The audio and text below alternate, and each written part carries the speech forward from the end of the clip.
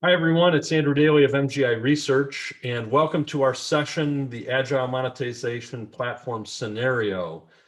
At MGI, we've spent the last 10 years researching the area of quote-to-cash and monetization, and we are very excited to be able to share our research, our best practices, and our insights with you, not only in this presentation, but over the course of the 60-plus sessions here at the Monetize Forum. And we really want to also test new ideas. There are a lot of provocative sessions here, some provocative ideas, and we want your feedback and engagement with those. What resonates? What do you think is possible? And what do you think is absolutely not going to happen? That's all part of the conversation that's going to take place here. So with that, let me jump into this session. For those of you who know MGI and know our scenario presentations, you know we like to start at a fairly high level and look at what are the macro trends that are affecting our businesses today. And the first number one thing is about how do we drive growth? And it's really not just driving growth, but driving above average growth. So if you look at the valuations, look at the valuations in the fintech space versus traditional banks. Look at, as a sector, the tech valuations versus, say, traditional industries like oil and gas. Clearly, the companies that have above average growth are receiving super premium valuations. In addition, organizations that can preserve profits, maintain competitive moats, grow margins, increase the bottom line, those companies that have exceptional profitability also get exceptional valuations. And finally, what drives valuation? It's how we differentiate our offerings. Competitors today can literally come from nowhere. And what separates the great companies, the truly memorable companies, from everyone else? Part of that separation is product innovation. Part of that separation is business model innovation.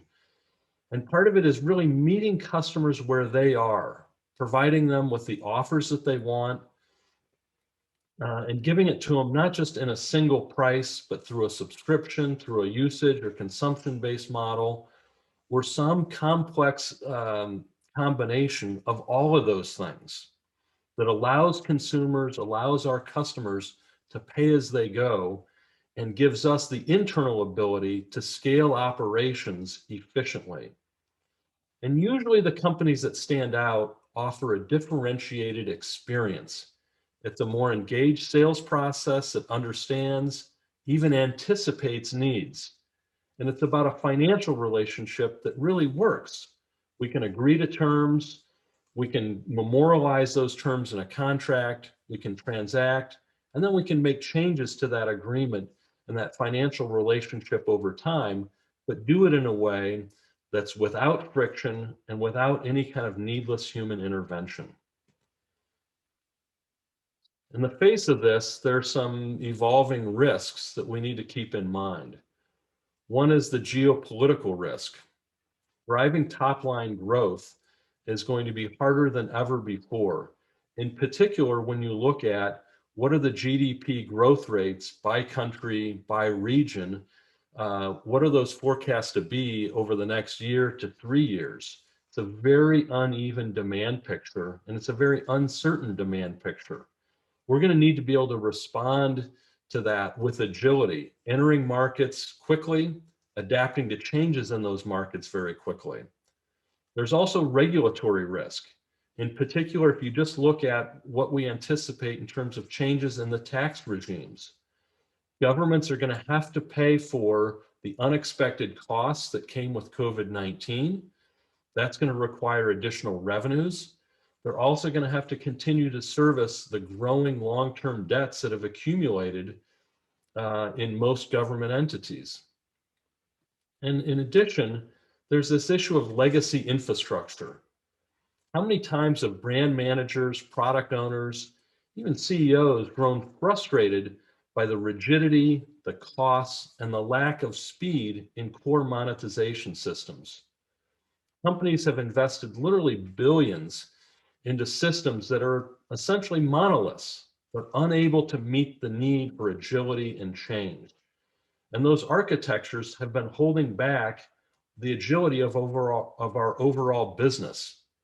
Those capabilities are large, chunky blocks of functionality, lacking the real sophistication that you get in modern applications. Today, the tools that are available are much finer grained. Why not get the benefit of purpose-built components as a way to sharpen the edge of our legacy portfolio? We'll talk more about that through the course of this session and through other sessions throughout the forum. And of course, any scenario presentation today wouldn't be complete without a conversation or a little discussion about what is the post-pandemic world beginning to look like. But first, if we step back, is that our concept of time has changed. It's changed fundamentally, maybe forever. Personal time. We've reset expectations and perspectives. We value time, time with family, time alone, time with friends and colleagues, perhaps more than ever before.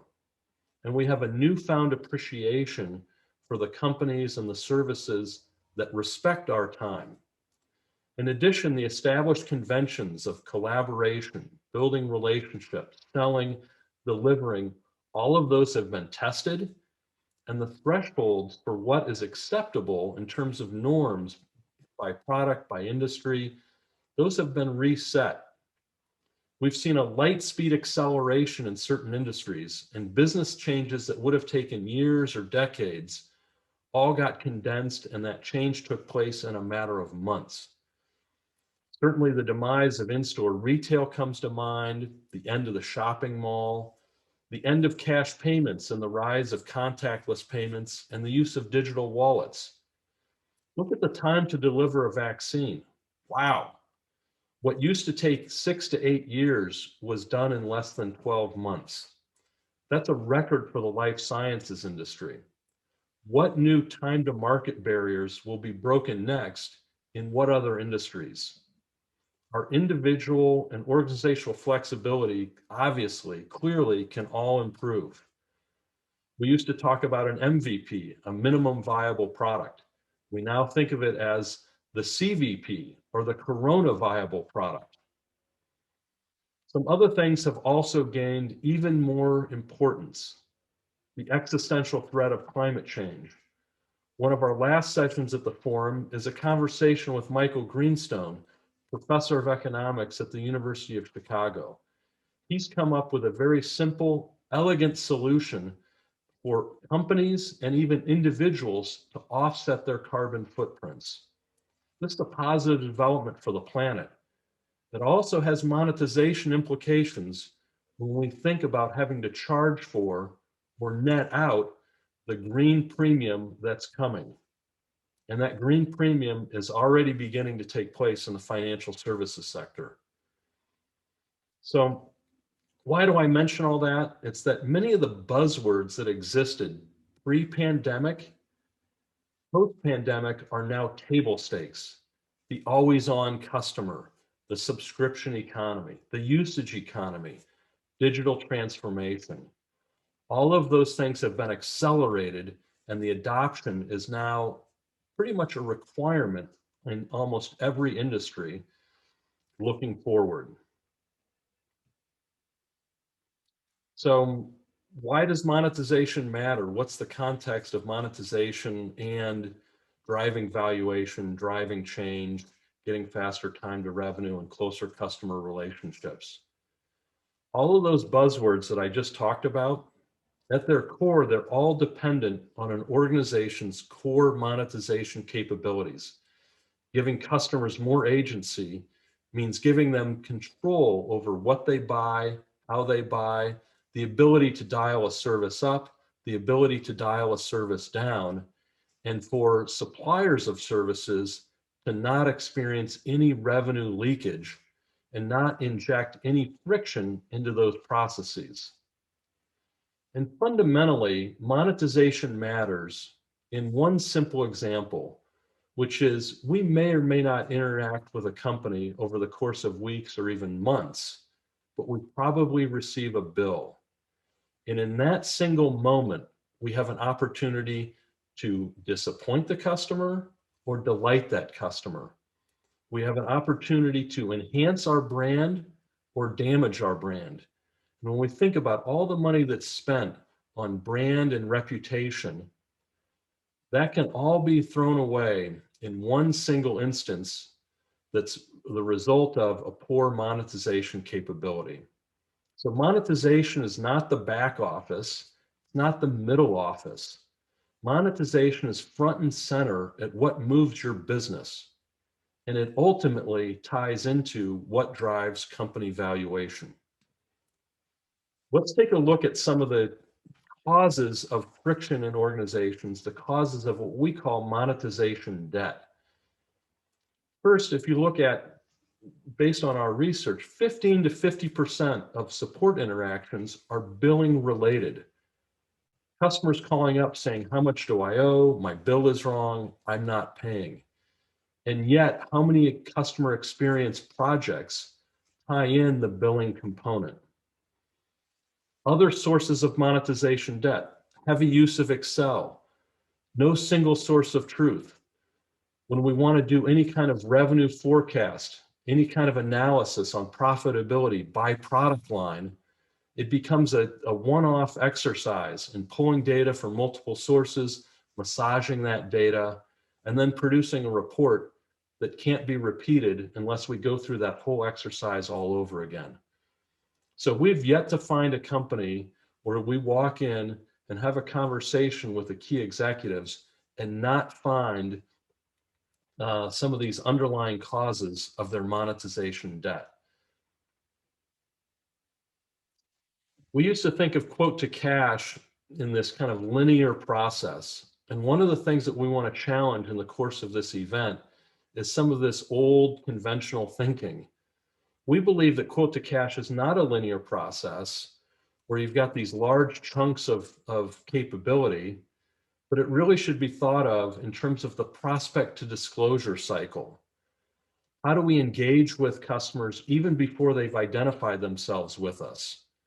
And how do we produce customized offers, customized capabilities in a way that we can do and deliver at scale? So we think that the prospect to disclosure cycle is a much broader view, it's a more comprehensive view, and it's also a deeper view of how we engage, interact, and monetize our relationships.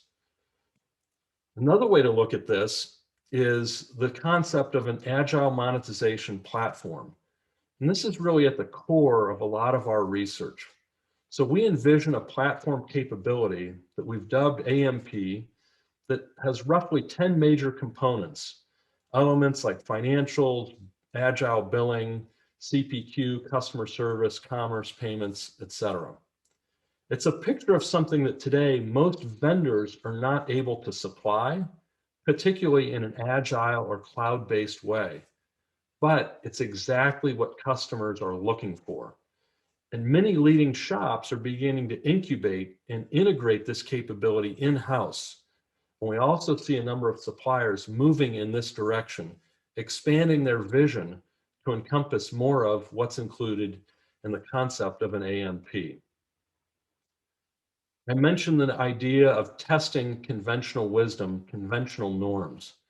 One thing we really want to push on is testing this notion of what is a product versus what is a process.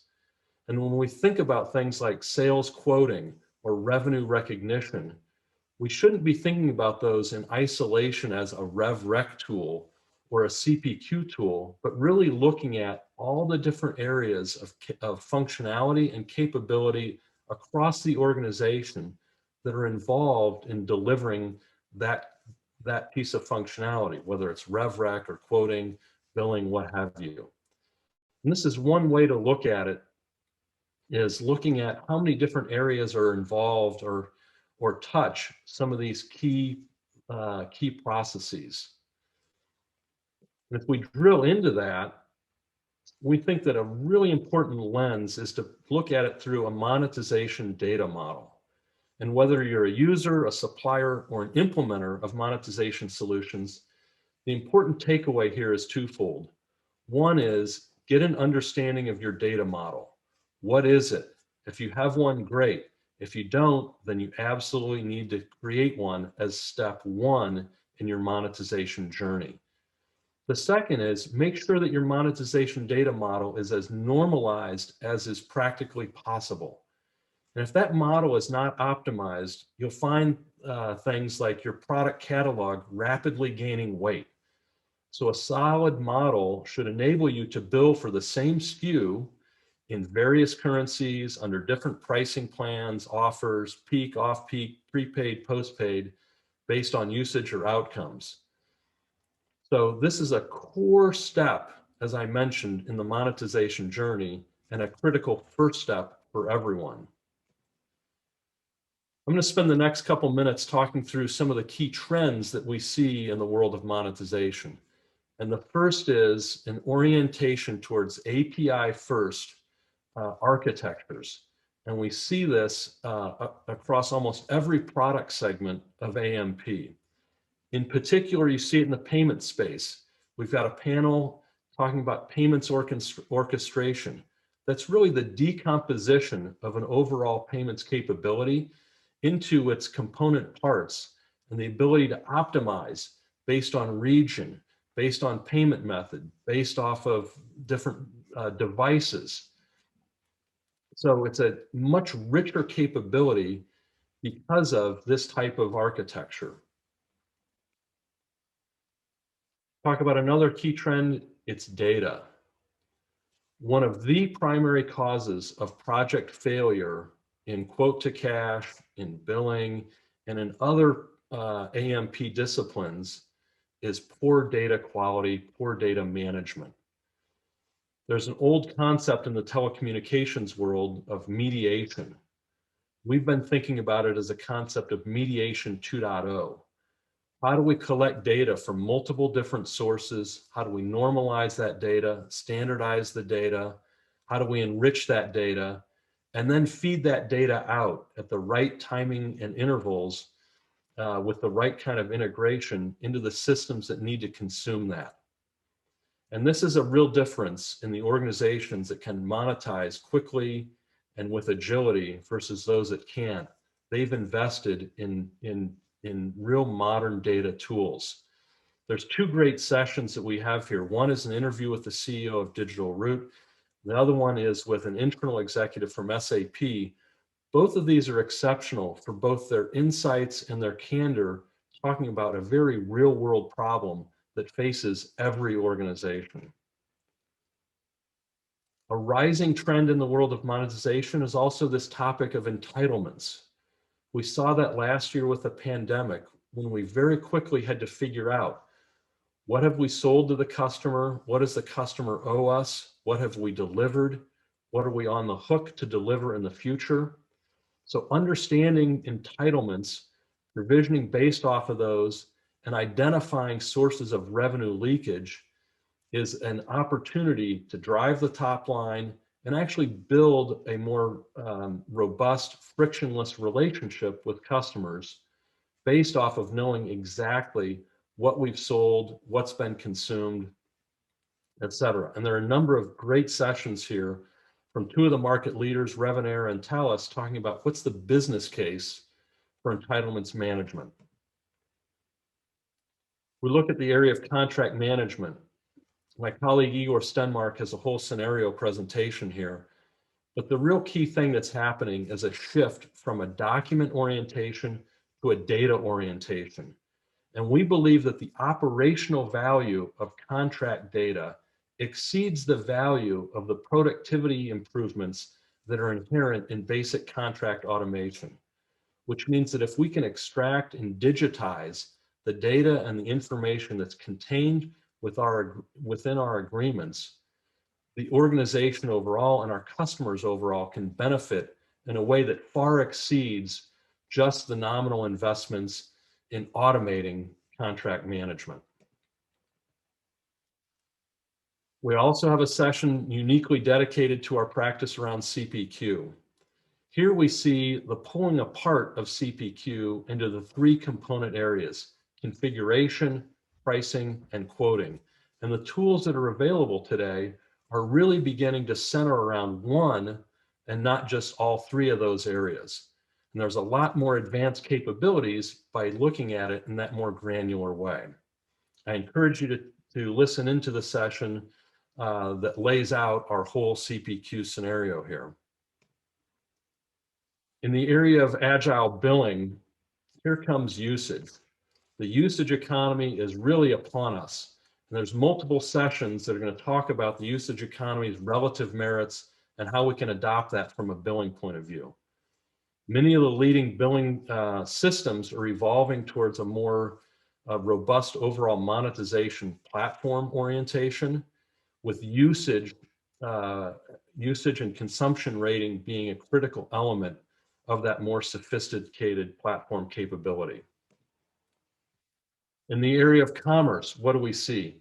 We're just getting started in commerce. And this is just some of the data that shows, even in the B2C space, there's a long road of growth ahead as individuals and organizations do more and more commerce online and through multi-channel, omni-channel channels.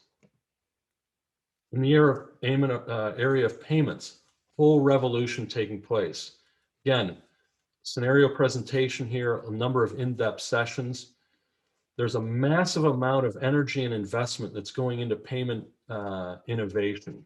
You look at the accounts payable, accounts receivable spaces, those are undergoing a complete revolution in their capabilities, being pulled out of legacy applications and being delivered in a completely new way that justifies any kind of investment in this space very quickly. And if we look at the difference, these are actually real case studies that we've done with client engagements, looking at what are the results that clients were getting using legacy tools versus using some of these agile tools that I've been mentioning.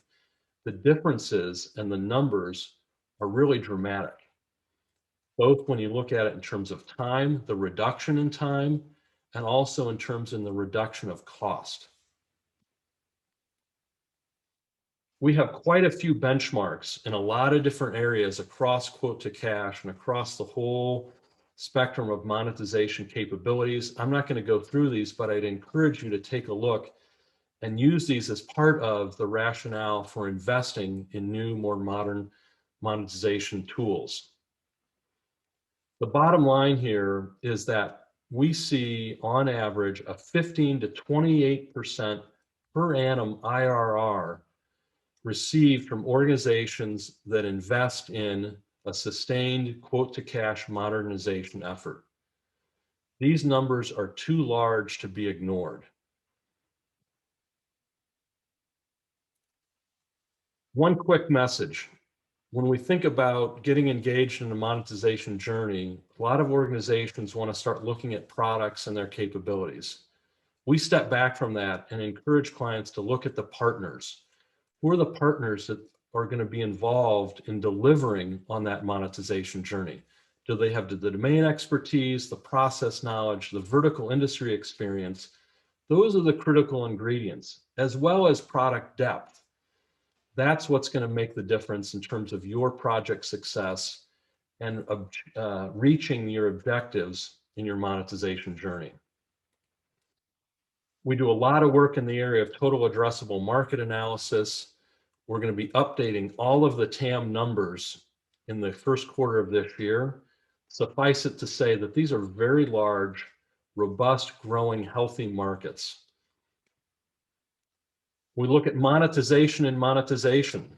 There's a massive amount of investment that's taking place. We look at checkout.com. It's one of our interview sessions here. That company just raised $450 million in a Series C. Spryker, have an interview with the CEO. He just raised $150 million. You look at the services spaces. Companies like Infosys, Cognizant, Argano, they've invested hundreds of millions of dollars into the capabilities to deliver monetization in a modern, robust kind of way. Clearly, the smart money sees opportunity in this space.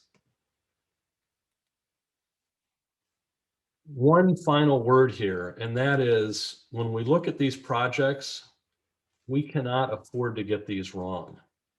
We were just talking to a company that called us up 3 weeks ago in a billing example. They'd spent 2 years, over $10 million, and still weren't live with a new product. They'd selected a major vendor thinking that it was a safe choice, a modern quote to cash option. And in fact, they're going to have to go back and start at zero. We believe that you've got to take a fresh approach that's not constrained by outdated thinking or old product-based models, and look for trusted partners who can help you on this journey. We believe that you can also bring use case analysis, scripted scenarios, and agile approach to deliver these projects, and in particular, the evaluation phase, the negotiation phase, that can all be done in a matter of weeks or a couple months, rather than many months, quarters, or even years in the ways that used to be done before. So we encourage you to reach out, find those independent partners, and get engaged in a really agile way to accelerate the process. So whether your business is a high-performance racehorse, a mythical unicorn, or a steadfast, profitable mule, there's always room for improvement. And when we look at any of the major business trends taking place, continuous customer, usage economy, subscription economy, all of those are tied to our ability to monetize. And when we look at the results that are possible, the results that other organizations are achieving, the results are undeniable, and the numbers are too large to ignore. So with that, I'd encourage you in the 60+ sessions at the Monetize Forum, it's an opportunity here to learn from other companies, learn from the innovators, and engage in a conversation with all of us here. On behalf of the MGI team, I want to thank you for your time. I wish you great success in your monetization journey. And with that, I'll hand it off to my colleague, Igor Stenmark.